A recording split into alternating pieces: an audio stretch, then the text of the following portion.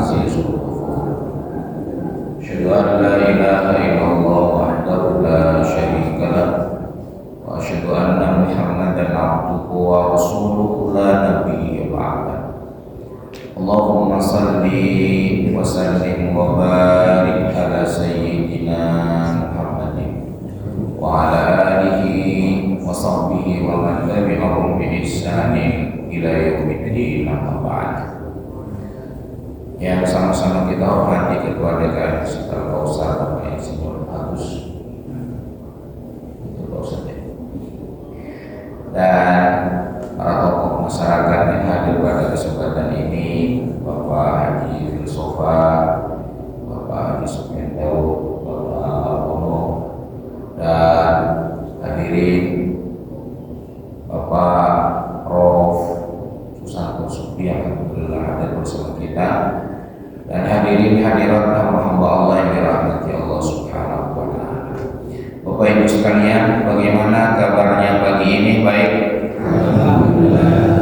Mudah-mudahan kita senantiasa berada dalam kebaikan yang dirahmati dan diberkahi oleh Allah Subhanahu wa Ta'ala. Amin Allahumma. Hadirin, pagi ini kita mentadabburi Quran surat An-Nazi'at.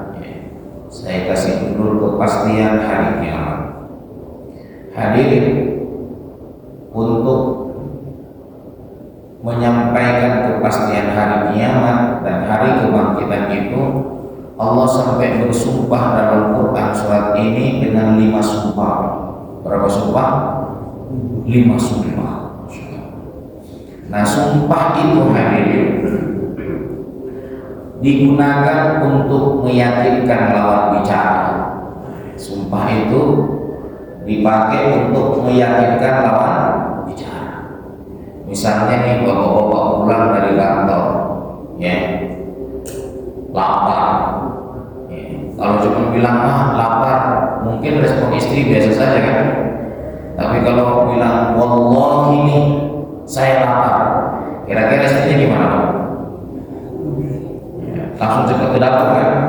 Kalau masih main game terlalu gitu ya. Nah, kira-kira begitu kan? Jadi untuk meyakinkan lawan bicara bahwa itu pasti dan benar-benar terjadi. Hadirin, kenapa Al-Quran memberikan informasi tentang kehidupan setelah kematian dan bahkan terminal terakhir yang akan kita lewati, yaitu hari kiamat? Begini hadirin, kata Rasulullah, orang yang yakin dengan hari kiamat itu bagian dari kecerdasan seseorang. Kata Rasulullah, suatu ketika ditanya oleh para sahabat, ayyul mu'minina akyas ya Rasulullah, orang mukmin yang paling cerdas itu siapa ya Rasul? Rasulullah menjawab dengan 2 jawaban. Kata Rasulullah, orang mukmin yang paling cerdas yang pertama adalah aktsaruhum bil mauti dzikran. Yang pertama, banyak mengingat mati. Apa hadirin? Banyak mengingat mati. Orang yang ingat kematian, maka dia akan mengerem kemaksiatannya. Jadi kematian itu hadirin membuat kita memiliki kekuatan untuk mengerem berbagai kemaksiatan yang akan kita lakukan. Jadi kematian itu adalah rem kemaksiatan, dan sekaligus kematian itu pula adalah gas dari kebaikan. Nah, kira-kira begitu hadirin. Jadi kalau motor ada remnya, ada gasnya, apa kira-kira? Halo, masih bersama saya? Tapi kalau gas dulu ada remnya bagaimana? Nah, ini ya kan. Nah, gas kebaikannya bagaimana? Ini ciri keduanya. Ciri keduanya, wa ahsanukum lima ba'dahu isti'adadan. Orang mukmin yang cerdas adalah orang yang mempersiapkan bekal terbaik untuk hidup setelah kematian. Ya. Jadi kalau disingkat BM, bukan BMW, nggak ada B-nya, BM doang ya. B-nya banyak mengingat mati. Mengingat kematian, fungsi pertama dari kematian itu adalah rem dari kemaksiatan dan kedurhakaan. B-nya, BFM-nya mempersiapkan bekal terbaik untuk hidup setelah kematian. Jadi hadirin, itu lantas kebaikan. Maka saat kita menyadari akan ada kehidupan setelah kematian, itulah yang membuat seseorang mengorientasikan seluruh aktivitasnya di muka bumi ini, baik yang kecil maupun yang besar, untuk bekal di kehidupan setelah kematian, baik di alam barzakh sampai di padang mahsyar sampai di hari kiamat. Begitu hadirin. Nah, sebenarnya hari kiamat itu Pak, peristiwa hari kiamat, percikan hari kiamat itu kita rasakan setiap hari. Kita rasakan setiap hari Pak, setiap hari. Contoh begini nih hadirin. Kalau bapak dan ibu dipanjangkan usianya oleh Allah, terus nanti malam tertidur, ya kan? Kira-kira besok pagi bisa bangun nggak? Kalau dipanjangkan usianya oleh Allah, bisa bangun nggak? Bisa. Keyakinan bahwa kita bisa bangun, ya, itu seperti hadirnya hari kiamat. Sama hadirin, masih ingat peristiwa Ashabul Kahfi? Ya. Berapa tahun tidurnya? 309 tahun. Tapi pas ditanya berapa lama tidur? Semalaman doang. Oh, ya kan? Terus ada yang tanya, sehari semalam kayaknya. Padahal berapa lama? 309 tahun. Ya. Itulah, jadi saat kita bangun dari tidur, itu peristiwa mirip kehidupan akhirat. Mati orang itu hadirin ratusan juta tahun, tapi ketika dibangkitkan kalau orang soleh, cuma semalam doang. Tapi kalau orang yang bermaksiat, dia udah dikasih DP.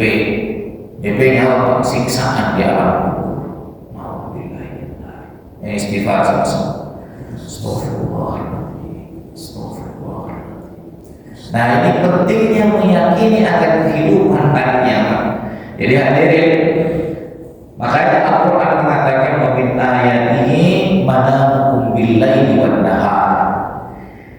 Dan dari tanda-tanda kebesaran Allah adalah tidurmu di waktu malam dan di waktu siang. Bapak Ibu, ketika kita tidur, ingat dunia atau lupa? Lupa. Kagak ingat lagi, ya kan? Apa maknanya? Itu saat kita meninggal dunia, saat kita tidur. Wah, ya. Itu ibaratnya orang yang meninggal dunia. Dia lupa sama rumahnya, dia lupa sama istrinya, dia lupa sama anak-anaknya, bahkan lupa sama utangnya. Nah, ini yang enak itu Pak. Lupa doang, tapi pas bangun ingat nggak kira-kira? Ingat, ya kan? Lupa semuanya. Kenapa? Sebab kata para ulama dalam Quran surat Az-Zumar dikatakan bahwa orang yang mati dengan orang yang hidup tuh sama-sama nyawanya dalam genggaman Allah. Orang yang mati ada dalam genggaman Allah, orang yang hidup juga ada dalam genggaman Allah. Tapi pas dia ditakdirkan hidup kembali, ya masih ada usia, ada jatah hidup di muka bumi ini, dikembalikan lagi ruhnya kepada orang yang hidup itu. Maka dia bangkit. Jadi sesungguhnya Allah sudah memberikan isyarat-isyarat kecil kepada diri kita tentang kematian dan hari kebangkitan. Makanya saat kita mati itulah, saat kita tidur itu kata para ulama nisful maut, separuh dari kematian. Dan saat bangun itulah hari kiamat. Kira-kira begitu, hari kebangkitan. Baik hadirin, untuk melihat itu semuanya, kepastian hari kiamat, mari kita lihat Quran surat An-Nazi'at. Nah, ini ada rumusnya Pak. Nah, kepastian hari kiamat, rumusnya ini MKK, bukan apa ya? Kalau MK apa itu Pak? Mahkamah Konstitusi bukan. MKK, M yang pertama untuk meyakinkan kepastian hari kiamat itu, M-nya adalah dijadikan sumpah. M-nya apa hadirin? Malaikat dijadikan sumpah. Allah bersumpah dari ayat yang pertama sampai ayat yang kelima dengan para malaikat. Masya Allah. Ya, jadi malaikat dijadikan sumpah.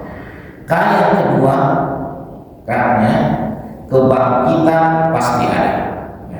Sebagaimana pastinya orang bangun dari tidur kalau dia masih dikasih usia panjang. Jadi hadirin, sampai Allah katakan orang tidur itu bagian dari tanda-tanda kebesaran Allah. Coba bayangkan, hanya orang yang cerdas sejarah yang mampu mengambil ibrah atau pelajaran dari orang yang tidur dan bangun. Bangun dari tidur itu seperti kebangkitan di hari kiamat. Lalu yang terakhir karena hadirin, karena adalah kehinaan bagi orang kafir. Hinalah orang yang tidak percaya akan kehidupan akhirat. Dia akan menyesal untuk selamanya, menyesal yang tak berkesudahan. Hadirin, Allah informasikan peristiwa yang akan kita lewati saat kita masih hidup agar kehidupan kita ini dijadikan investasi untuk suksesnya abadi di kehidupan akhirat. Begitu hadirin. Masya Allah. Oke. MKK. Coba yang bisa jawab berarti masih muda ya. Masya Allah. Kalau jenggotnya sudah putih ya Ustaz. M-nya apa hadirin? Halo? Malaikat dijadikan sumpah. Terus setelah M, K-nya kebangkitan pasti ada. K yang terakhir kehinaan bagi orang kafir. Masya Allah. Itu sebabnya hadirin, mengimani hari kiamat bagian dari rukun iman. Ya, rukun iman itu kan ada 6. Salah satunya adalah beriman dengan hari kiamat. Kenapa harus meyakini itu? Ketiadaan seseorang beriman kepada hari kiamat maka membuat dirinya keluar dari Islam. Begitu. Karena itu rukun iman. Ya. Jadi rukun itu nggak boleh tidak ada, harus ada. Contoh begini hadirin, di antara rukun nikah itu, ya, ada pengantin Pak. Ya, nah kalau ada penghulunya, saksinya ada, terus kemudian apa lagi? Walinya ada, tapi kagak ada saksi pada ya, sudah, tapi nggak ada pengantinnya sih. Jadi nikah ada berapa? Kalau Ustaz, jangan nikah. Itu namanya rukun, kira-kira begitu ya. Baik, kita mulai dari yang M. M-nya malaikat dijadikan sumpah. Ini sampai di mana? Allah bersumpah. Ya. Sumpah itu dalam bahasa Arab namanya al-qasam. Ya. A'udzubillahi minasyaitonir rajim. Bismillahirrahmanirrahim. Sumpah yang pertama, wan-nazi'ati gharqa. Yuk biar dapat barokah dari ayat ini kita baca sama-sama. Wan-nazi'ati gharqa. Demi malaikat yang mencabut nyawa dengan keras dan menyakitkan. Kepada siapa? Ini tafsirnya. Saya kutip dari tafsir Sofatul Tafasir. Uqsimu bil malaikati allati tanzi'u arwahal kuffar nas'an baligha aqsal ghayah fi syiddati wal husni. Uqsimu bil malaikati allati, aku bersumpah kata Allah dengan para malaikat yang tanzi'u arwahal kuffar, yang mencabut ruh-ruh orang kafir, nas'an baligha aqsal ghayah, dengan cabutan yang sampai pada puncak fi syiddati wal usri, puncak kasar dan puncak sakit. Bukan hanya sekedar sakit kasar, bukan hanya sekedar sakit, tapi puncaknya sakit, ya, tapi puncaknya kasar. Masya Allah. Ruhnya siapa yang dicabut dengan seperti itu Pak?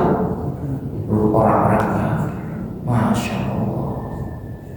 Mudah-mudahan kita dijauhkan dari yang seperti itu. Istighfar sama-sama. Astagfirullah. Astagfirullah. Padahal hadirin, rohnya Rasulullah dicabut dengan lembut, dengan santun. Sangat malaikat maut itu mencabut dengan perlahan. Apa kata Rasulullah? Sakit sakaratul maut, ya Allah. Timpakan seluruh sakitnya sakaratul maut umatku, ya Allah, kepadaku. Coba Nabi kekasih Allah dicabut nyawanya, dia merasakan sakitnya sakaratul maut. Itu dicabut dengan mudah, dengan santun, dengan perlahan. Apalagi kalau dicabut nyawa itu hadirin dengan keras, puncaknya keras dan puncaknya sakit. Masya Allah, betapa tersiksanya seseorang itu hadirin. Mudah-mudahan kita terhindar dari cabutan nyawa yang seperti itu. Amin ya Rabb. Dan itu akan pasti terjadi untuk kita. Itu sebabnya Al-Quran meyakinkan kita akan peristiwa itu, agar di sisa hidup kita yang masih tersisa ini tidak dipergunakan untuk memperturutkan hawa nafsu yang jauh dari iman dan dari Islam. Itu yang pertama, sumpah pertama. Sumpah yang kedua, wan nashiqati nashqa. Sama-sama. Wan nashiqati nashqa. Demi malaikat yang mencabut nyawa dengan lembut. Maksudnya bagaimana nih? Siapa yang dicabut? Wa uqsimu bil malaikati allati tanzi'u arwahal mu'minina bisuhulatin wa yusrin. Aku bersumpah kata Allah dengan para malaikat yang mencabut ruh orang beriman dengan mudah dan gampang. Dengan mudah, dengan gampang dan mudah. Jadi insya Allah orang-orang beriman nih dicabut nyawanya dengan mudah dan gampang, insya Allah. Mudah-mudahan itu terjadi untuk kita semuanya. Emang udah siap nih? Halo, masih bersama saya? Udah siap belum? Siap. Masya Allah. Memang hadirin, datangnya kematian itu enggak pernah ada surat undangannya. Emang takdir dia subuh di Al-Aqsa ada undangannya, ya Masya Allah. Di-upload lagi di Facebook, Masya Allah.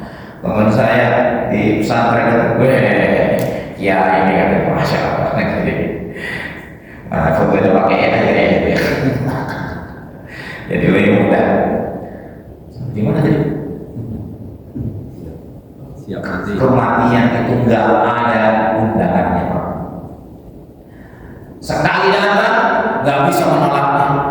Itulah sebabnya Rasulullah mengatakan begini, ittaqillah haitsu ma kunta. Hai orang-orang yang beriman, bertakwalah kamu kepada Allah kapan dan dimanapun kalian berada. Sebab kematian tak pernah berjanji datangnya. Dia datang tiba-tiba, baik kita saat siap ataupun tidak. Ada orang yang Pak Mamoden, wali kota Bandung kalau nggak salah ya. Dia mau khutbah Jumat, Pak. Sebelum khutbah Jumat dia sholat sunnah dulu, tahiyat masjid. Rakaat kedua kalau nggak salah terhuyung, dia jatuh, wafat. Mudah Pak? Mudah. Masya Allah. Tapi ada aki-aki yang hadirin mati saat dengan pelacur Pak dalam hotel. Ada nggak yang begitu? Apa maknanya? Kematian tak pernah memberikan janji kepada diri kita. Ia datang tiba-tiba, baik saat kita siap ataupun tidak siap. Karenanya hadirin, setiap hembusan nafas menjadikan kita ingat akan kematian. Masya Allah. Baik, ruhnya orang beriman dicabut dengan mudah dan gampang. Sumpah yang kedua. Sumpah yang ketiga, wassabihati sabha. Sama-sama. Wassabihati sabha. Sabha yasbahu itu artinya berenang, ya. Berenang. Masbahu kolam renang, ya. Jadi bahasa Arab itu kita tahu satu kosakata, maka maknanya banyak, ya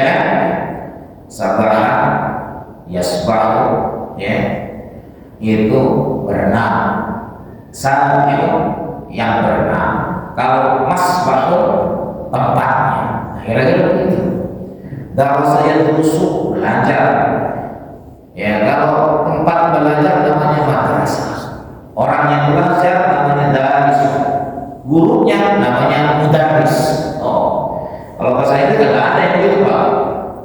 Misalnya apa? Sekolah, school. Muridnya student, jauh banget. Ya. Nah, inilah keistimewaan bahasa Arab. Satu kata, ya. Sajidun, orang yang sujud. Sajadah yang sujud itu bersujud. Masjid bersujud. Oh, indah kan? Indah. Makanya Al-Quran, diturunkan oleh Allah dengan bahasa Arab. Wasabihati sabha, demi malaikat yang turun dari langit seperti orang yang berenang ke bumi dengan cepat untuk mengeksekusi seluruh yang Allah perintahkan. Nih, wa uqsimu bil malaikati allati tanzilu bi amrillahi wa wahyihi minas sama'. Dan aku bersumpah dengan para malaikat yang turun dengan perintah Allah dari langit, kallati yasbahu fil ma', seperti orang yang berenang. Ya, gimana kalau berenang tuh? Ya, begini ya. Enggak kalau berenang begini, kecuali gaya batu. Ya, masyaallah. Bagaimana dia turunnya seperti orang berenang? Musri'ina li tanfidillah, dengan cepat untuk mengeksekusi perintah Allah. Masya Allah. Ini Pak, Allah menyampaikan kepada diri kita tentang peran-peran malaikat. Dia bersumpah, ada malaikat yang membuat kita mati, kematian kita terasa sengsara. Ada malaikat yang membuat kita mati, tapi kematian kita menjadi mudah. Ada malaikat yang diberikan peran oleh Allah untuk mengeksekusi seluruh apa yang Allah inginkan kepada makhluknya. Sumpah yang ketiga, sumpah yang keempat, ini kabar gembira untuk kita semuanya. Mudah-mudahan kita termasuk di dalamnya. Fassabiqati sabaqah. Sama-sama. Fassabiqati sabaqah. Demi malaikat yang saling mendahului. Musabaqah itu lomba. Ya, sabaqah. Ya, sabaqah itu mendahului. Ya. Nah, sabaqah yasbiqu itu mendahului, saling mendahului. Musabaqah apa? Musabaqah tilawatil Quran apa? Iya. Masya Allah. Jadi satu kata membuat maknanya luar biasa. Itulah salah satu mumayyizatul lughatil arabiyyah, keistimewaan bahasa Arab. Di sini Allah bersumpah, al-malaikatu allati tasbiqu bi arwahil mu'minina ilal jannah. Allah bersumpah dengan para malaikat yang mendahului membawa ruh orang beriman menuju surga. Masya Allah. Hadirin, masih bersama saya? Ruhnya orang beriman dibawa kemana? Mudah-mudahan iman kita diakui oleh Allah Subhanahu wa Ta'ala. Mati Pak, langsung ruh kita dibawa oleh para malaikat menurut tafsir ini ke dalam surga. Ya Allah, ya Allah. Hadirin, kalau sudah di dalam surga sama seperti orang yang tidur 309 tahun, rasanya semalam sama. Makanya kata ketika kita wafat nih, ditanya oleh malaikat Munkar dan Nakir, pas selesai ditanya, jawabannya selesai dijawab dengan baik karena kita hamba Allah yang beriman apa? Nah, kadauil arish. Hei, orang yang mati, tidurlah kau sekarang sebagaimana tidurnya pengantin baru. Masya Allah. Gimana sih pengantin baru kalau tidur gimana sih? Umar iya kan? Emang ada yang kelotot? Ya. Ada juga sih yang kelotot ya. Ada orang yang tidurnya itu agak berhenti gini. Itu maling takut itu. Ini tidur apa kagak nih? Ya, Masya Allah. Jadi hadirin, ya benar tidurnya pengantin baru itu merem, iya kan? Tapi bedanya dengan orang yang tidur pas tidur, hadirin, kejar anjing kok. Mana anjingnya 10 lagi, ya. Saat udah ngingin sendal kita, sendal terlepas. Kira-kira pas dibangunin, terengah-engah kan orang itu. Keringat basah nggak? Padahal orang itu tidur di ruang ber-AC, bisa takut-takut, bisa berkeringat. Kenapa kira-kira? Ruhnya bertemu dengan sesuatu yang tidak dia inginkan. Makanya maksudnya tidurlah seperti tidurnya pengantin baru, itu tidur yang menyenangkan. Masya Allah ya. Seolah-olah malam itu, terus malam kalau tidurnya pengantin baru terasa panjang atau terasa pendek? Pendek. Bener begitu? Bener, sampai ada syairnya. Ya laylatul ya sawabat iflatul ya. Wahai malam panjanglah engkau. Wahai mentari pagi jangan terbit lagi. Masya Allah. Biarlah terus malam. Kenapa? Terasa singkat hadirin. Nah, orang beriman itu Pak, kalau nyawanya sudah disampaikan oleh Allah, oleh para malaikat ke surga, alam kubur itu menjadi taman-taman surga. Gitu hadirin. Mudah-mudahan iman kita diterima oleh Allah Subhanahu wa taala. Iman yang menghadirkan kebaikan, ya. Salah satu kebaikan orang yang beriman apa? Man kana yu'minu billahi wal yawmil akhir falyukrim jarahu. Siapa orang yang beriman dengan hari kiamatnya, maka muliakanlah tetangganya.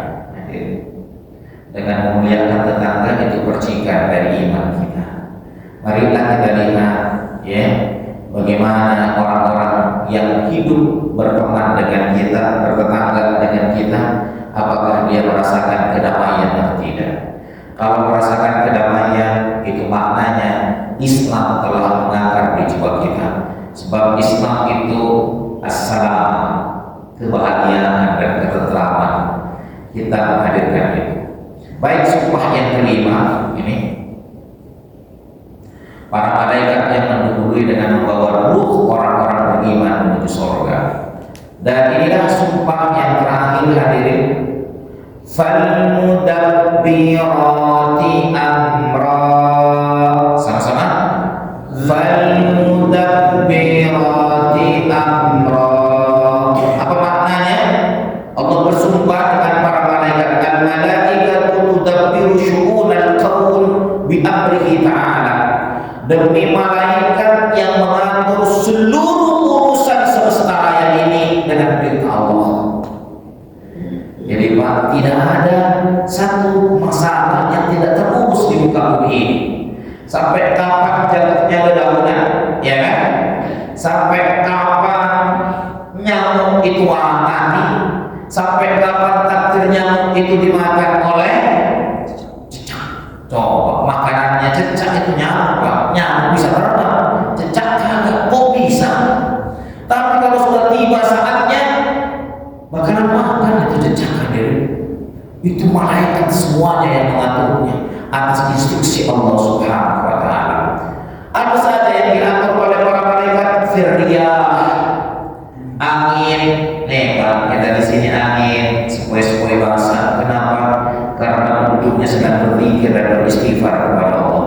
Tapi belahan sono anginnya jauh, angin putih beliung, mau rusak porak-porandakan. Ada nggak yang begitu Pak? Sama yang ngatur itu malaikat Pak. Kemudian buat amtar. Pas saya belum ke kampung halaman, gimana? Hujan terus di sini, banjir. Nah di demo kagak hujan. Oh, siapa yang ngatur? Malaikat dengan instruksi Allah. Wal arzaq dan rizki. Jadi Pak, dalam Al-Quran ada rizki yang Allah lapangkan untuk seseorang, ada yang disempitkan. Untuk apa? Untuk terjadinya keseimbangan kehidupan ini. Pak, kalau semua orang kaya semua, yang mau bekerja siapa? Ya, miskin semua, yang mau ngurus siapa? Halo, mesti bersama saya? Sama. Sering saya tanya, mau hujan duit atau hujan batu Pak? Jawab.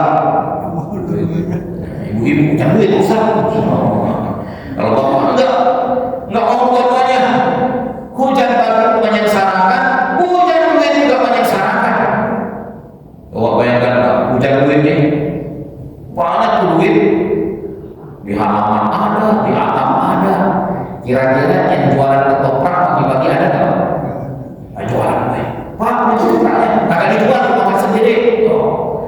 Ada yang punya pohon pisang, beli pisangnya kagak dijual. Buat siapa? Buat saya. Kagak butuh duit, kagak. Yang punya kambing kagak dijual, saya potong sendiri.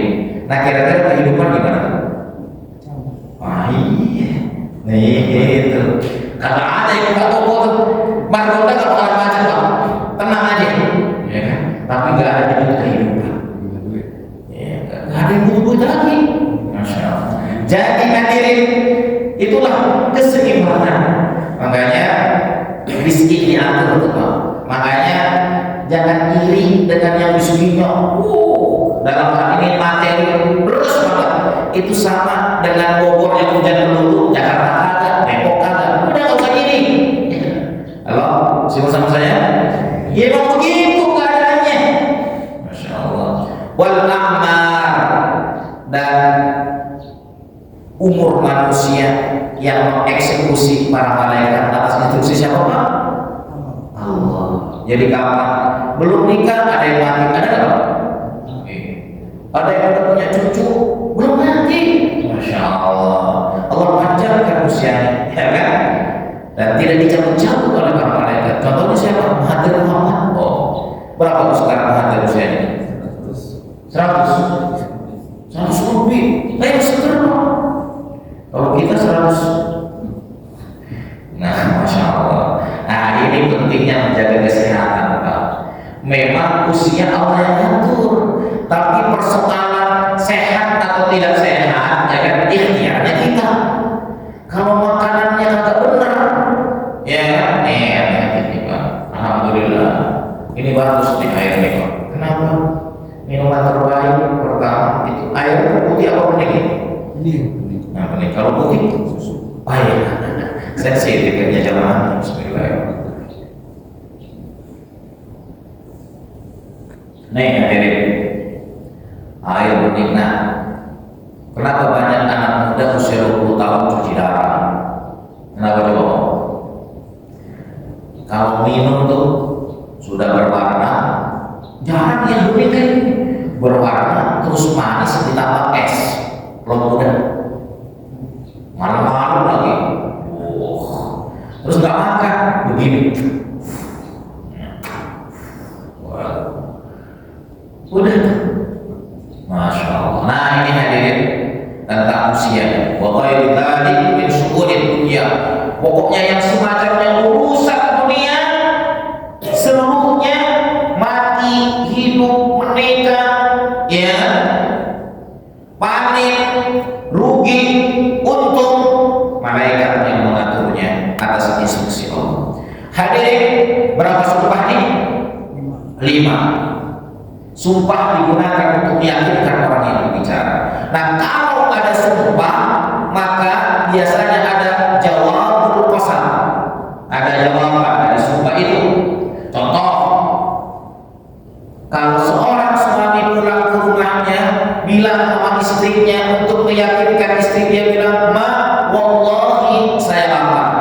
Wallahi itu sumpah al-qasam. Kemudian saya lapar, itu namanya jawabul qasam. Dan yang hendak disampaikan apa sebenarnya, Pak? Saya lapar, ya kan? Sumpah itu untuk meyakinkan. Nah, di sini Allah meyakinkan manusia dengan 5 sumpah. Yang hendak disampaikan apa kira-kira? Jawabul qasamnya apa? Ini dia jawabul qasamnya. Ini yang hendak disampaikan, Pak.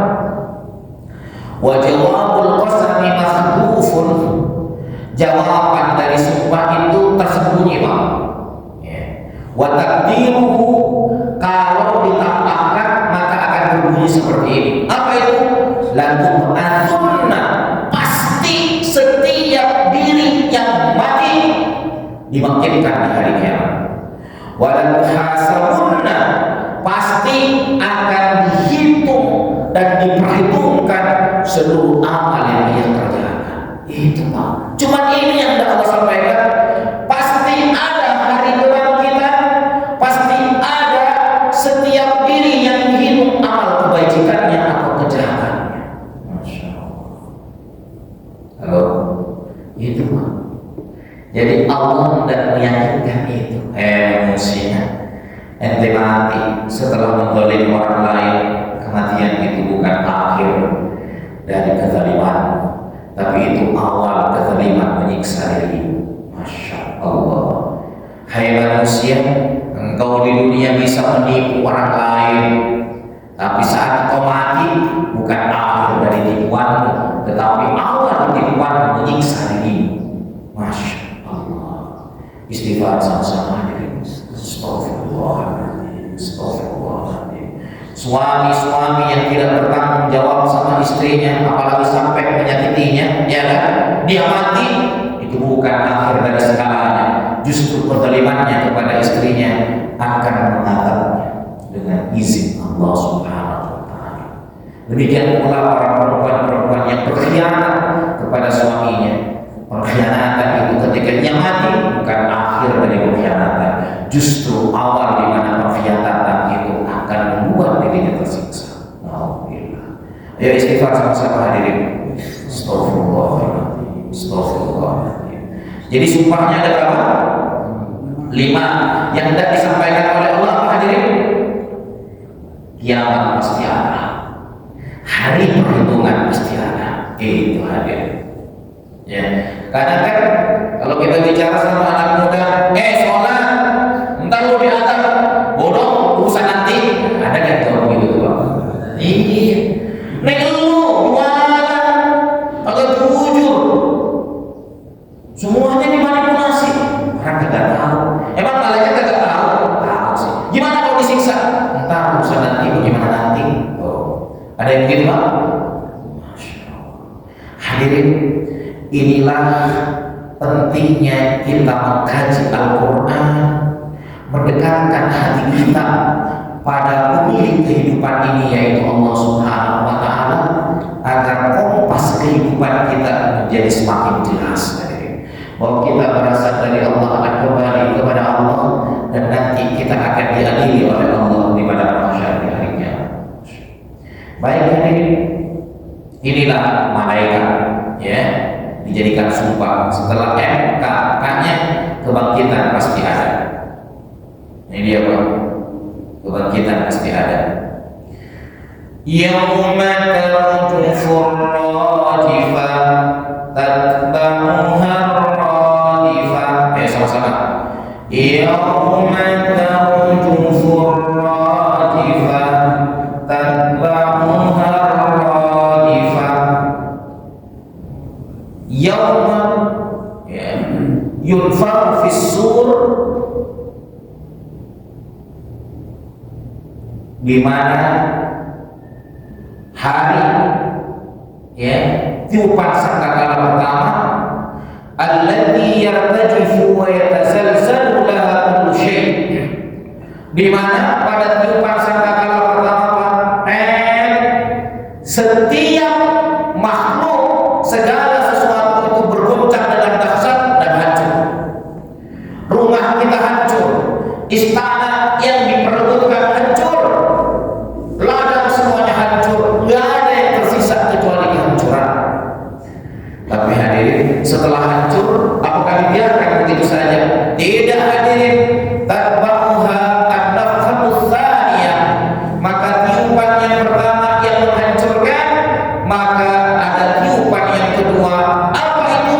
Nafkhatul qiyam minal qubur, tiupan di mana manusia yang ada di alam kubur semuanya secara serentak bangkit ada di permukaan bumi. Halo, masih bersama saya Pak? Jadi kalau Bapak Ibu lihat film-film itu Pak, kalau misalnya satu desa dihancurkan tuh ditanam bom yang banyak, ya kan? Terus pas musuhnya datang tinggal dipencet satu pencetan, kan? Satu tombol dipencet, blak, langsung hancur. Tapi bisa nggak setelah dihancurkan dipencet lagi langsung tertata lagi? Ada bisa nggak? Nggak bisa. Manusia cuma bisa berusaha, ya memperbaikinya kan repot dan susah. Tapi bagi Allah, seluruh hancur, semuanya bangkit lagi. Masya Allah. Hadirin, inilah kebangkitan yang pasti ada.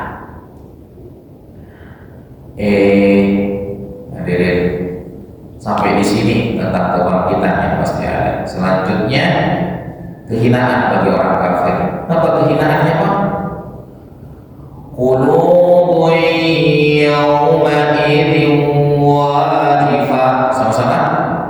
Qulubun yawma idzin wajifah.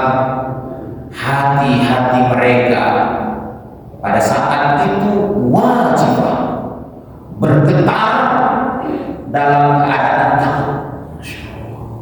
Bayangkan nih Pak, nih orang kriminal ya tingkat takut, hari itu akan dijatuhkan hukuman mati.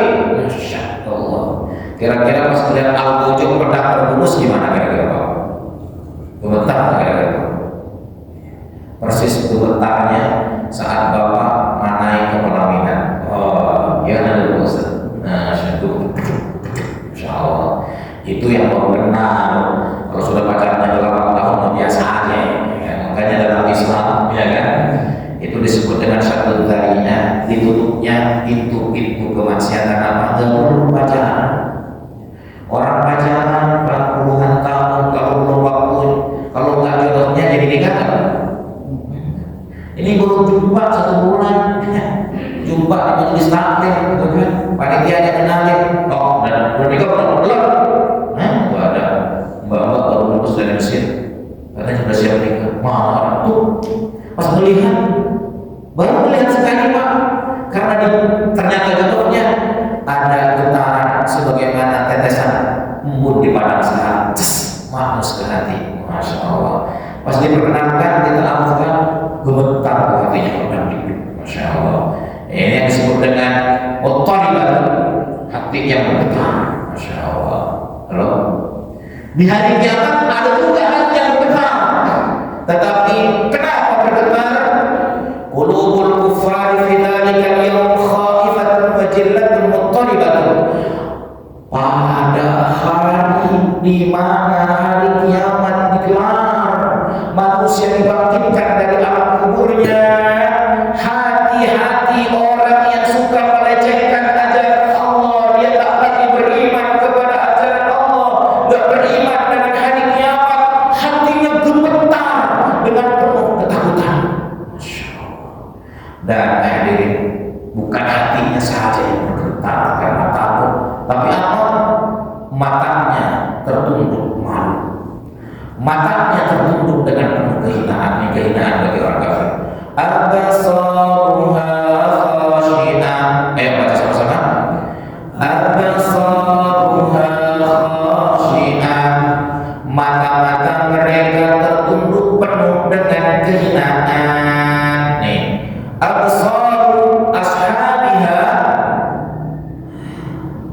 mata-mata orang kafir itu dzalilatun, hina, haqiratun, hina, mimma ayadan minal ahwal, saat mata mereka melihat kebengisan hari kiamat.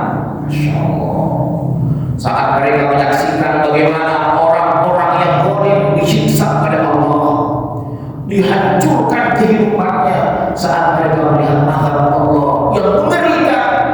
Masya Allah, mata mereka terbelah dan tertunduk penuh dengan kehinaan. Saatnya aku di azab seperti itu, Masya Allah. Jadi hadirin menarik, di sini ada qulub, qalb, dan ada absar, jamak dari basar. Basar itu mata.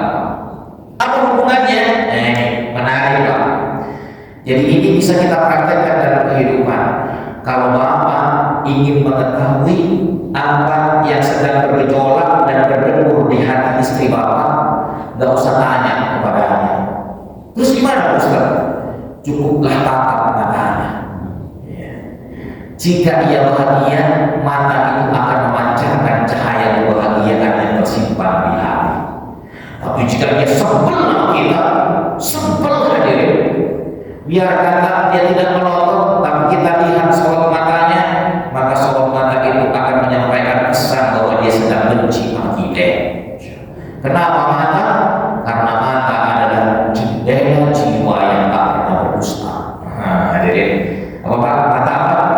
jendela jiwa yang tak pernah berdusta. Sama nih, kalau kita mau melihat karpet ini nih Pak, nggak perlu masuk ke dalam, cukup lihat dari jendela dari luar. Oh iya, karpetnya bau, masya Allah, mahal lagi. Itu hadirin. Jadi kalau kita mau tahu hati seseorang, nggak perlu jauh-jauh masuk ke dalamnya, cukuplah lihat sorot matanya. Apakah sorot mata itu sedang diamuk cinta atau sedang diselimuti kebencian yang tiada usai? Masya Allah. Jadi hadirin ibu-ibu ya, kalau pulang suami dari kantor, apakah dia bahagia atau tidak? Gak usah ditanya, cukup dilihat matanya ya kan. Kalau mata, sorot mata itu gak pernah berdusta hadirin. Nah sama juga, ini menarik hadirin, Allah gambarkan.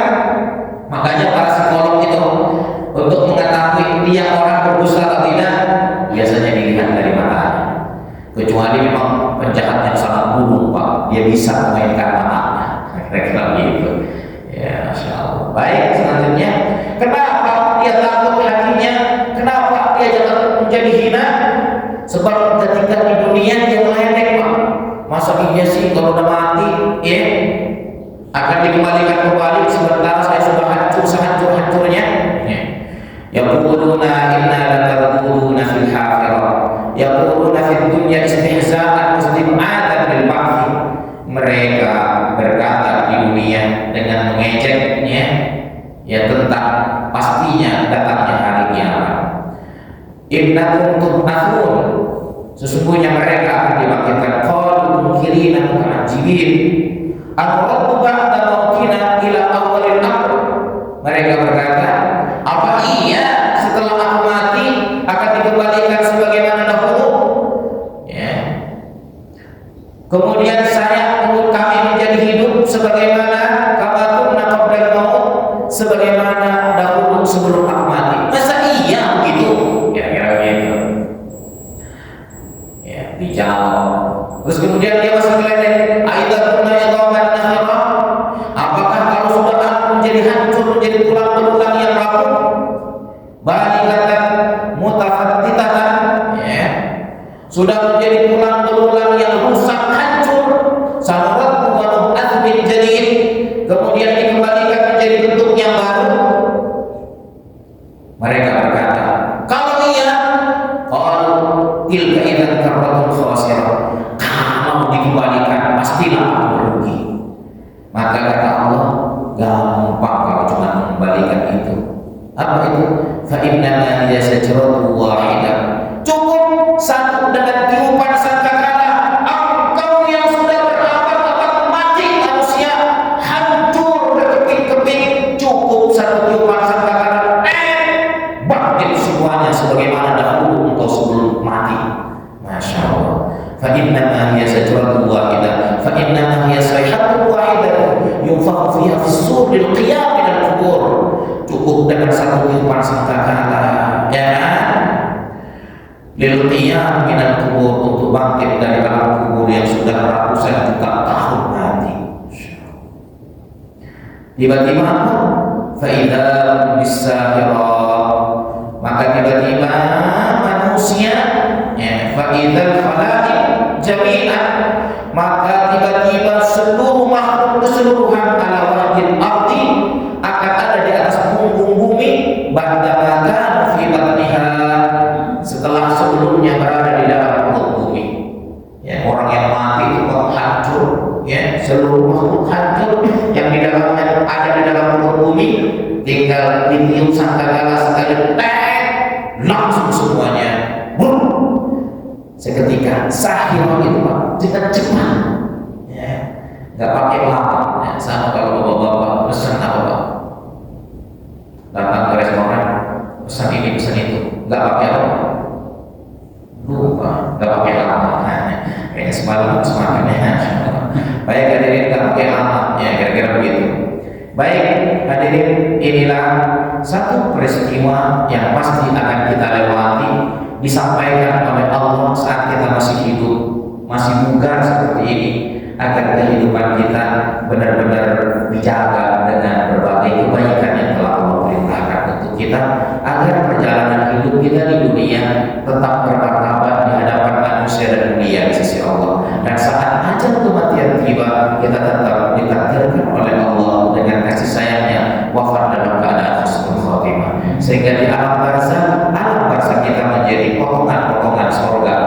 di alam barzah. Lalu kemudian di akhirat dengan izin Allah iman kita diterima, kita langsung dimasukkan ke dalam surga Allah Subhanahu wa taala.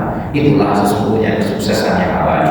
Jadi hadirin, mengertilah kita bahwa ciri orang yang cerdas mempersiapkan bekal untuk hidup setelah dunia. Begitu kata Rasulullah. Mudah-mudahan kita termasuk hamba-hamba Allah yang cerdas, sehingga kapan dan dimanapun, baik di dunia maupun di akhirat, selalu mendapatkan lindungan dan rahmat Allah, dan senantiasa diberikan kesuksesan yang penuh kemuliaan. Amin ya rabbal alamin. Waktu syuruk sudah tiba. Ada satu pertanyaan. Silakan Bapak Ibu yang ingin bertanya sebelum ditutup. Mumpung saja Ustaz. Mulai mungkin dari saya Ustaz ya. Maka. Assalamualaikum warahmatullahi wabarakatuh. Ustaz, mungkin ini pertanyaan sering ditanyakan oleh beberapa orang ya, mengenai tidur tadi ya. Kalau tidur itu kan seperti rohnya di genggaman Allah. Nah, kalau orang sedang bermimpi itu seperti apa? Ini maksud saya, kadang-kadang kita sering bermimpi ketemu dengan almarhum orang tua kita. Nah itu, apakah itu memang nyata kita bertemu atau hanya halusinasi? Ya. Mungkin Ustaz. Baik. Bapak Ibu yang dirahmati Allah Subhanahu wa taala, semakin canggih teknologi, semakin bisa ya meraba tentang ilmu Allah. Ya. Bapak Ibu sama-sama punya HP, ya. Ada paket datanya. Tapi kalau mencet nomornya salah, bisa nggak? Nggak bisa. Saya misalnya mau telepon sama bos, mencet, tapi nomornya sembarangan, sama nggak? Bisa nggak? Nggak bisa. Hadirin, dalam Quran surat Az-Zumar ayat yang ke-42 kalau nggak salah, itu orang yang, kenapa orang yang tidur bisa bertemu dalam mimpi dengan orang yang sudah wafat, seolah dia seperti kita bicara seperti sekarang, ya kan? Jelas kata orang Jawa, apa yang kita bicarakan itu terasa cetau welo-welo. Nah, apa cetau welo-welo? Gamblang. Kenapa? Karena orang yang mati dengan orang yang tidur itu satu frekuensi. Jadi dijelaskan oleh para ulama, orang yang tidur itu ruhnya ada dalam genggaman Allah, dan orang yang mati ruhnya juga ada dalam genggaman Allah. Di satu frekuensi inilah kemudian kita bisa bertemu, bisa bicara. Itu nyata, insya Allah. Ya. Bahkan, nah, dalam kitab Al-Quran itu dijelaskan nanti nih, kalau kalau kita jadi alam di dunia, insya Allah. Nih, kita udah sama-sama almarhum. Pas ketemu nanti di alam roh, ketemu ente, nah kira-kira begitu. Dulu ente suka ikut pengajian yang Allah, iya alhamdulillah itu, jadi benar ternyata ya. Nah, itu bisa ngomong Pak, sesama orang apa? Nah itu ada dalam apa namanya kitab Al-Quran. Bahkan hadirin, orang yang sudah mati itu tahu tentang kondisi kita di dunia, tapi kita tidak bisa. Begitu hadirin. Jelas ya? Jadi bukan halusinasi, Allah yang mempertemukan. Masya Allah. Maka hadirin, pas ketemu sama, ada kisah nyata, banyak kisah nyata. Ada seorang lelaki dan perempuan jatuh hati, ya. Tapi tetap menjaga adab-adab Islam. Akhirnya apa? Si perempuan itu mati. Dalam sebuah kitab itu ditulis wafat si perempuan tersebut. Si laki-laki itu berziarah ke kuburnya, ya, mendoakannya. Lalu kemudian tanpa sadar dia tertidur. Lalu saat tertidur bertemulah dengan perempuan itu, ditanya, kalau ada anak muda, coy, gimana coy? Gitu ya. Nah ditanya, gimana kabarnya? Baik. Kamu gimana di dunia? Alhamdulillah baik. Aku ingin ketemu dengan kau. Oh iya, tunggu 7 hari lagi ya, kau akan menyusul. 7 hari kemudian kau mati. Halo, masih bersama saya? Dan itu yang tertulis dalam kitab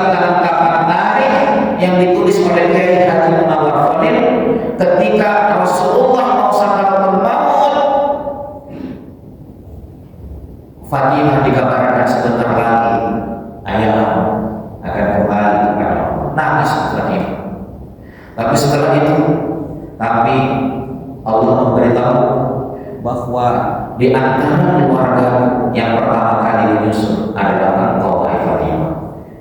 Fatimah tersenyum, masya Allah, bahagia. Setelah menangis bahagia. Hadirin, ya, kita nanti akan juga bertemu dengan ayah dan bunda kita. Jangan khawatir. Ya, mana Pak Haji Sawawi? Nanti akan ketemu bininya Pak. Insya Allah ya, insya Allah. Jadi jangan khawatir. Yang harus kita khawatirkan adalah jangan sampai sisa hidup yang masih tersisa ini membuat iman kita tidak diterima oleh Allah. Ya, ayo, itu yang harus kita pelihara. Insya Allah nanti bisa bercakap. Ada reunian sebelum di surga, insya Allah reunian di alam barzakh. Barzakh barzakh itu pembatas antara dunia dan akhirat. Nah, begitu ya. Baik, hadirin, menarik tentang kajian hidup setelah kematian, karenanya itu masuk rukun iman, hadirin. Mudah-mudahan Allah Subhanahu wa Ta'ala pelihara keimanan kita. Allah jaga iman kita agar kita istiqomah di atas jalan kebenaran yang telah Allah tetapkan untuk kita semuanya. Terima kasih atas kebersamaannya. Mohon maaf atas segala kekurangan. Kita tutup bersama dengan membaca istighfar. Astaghfirullahaladzim, astaghfirullahaladzim, astaghfirullahaladzim. Baca doa untuk majelis. Subhanallah wa bihamdika.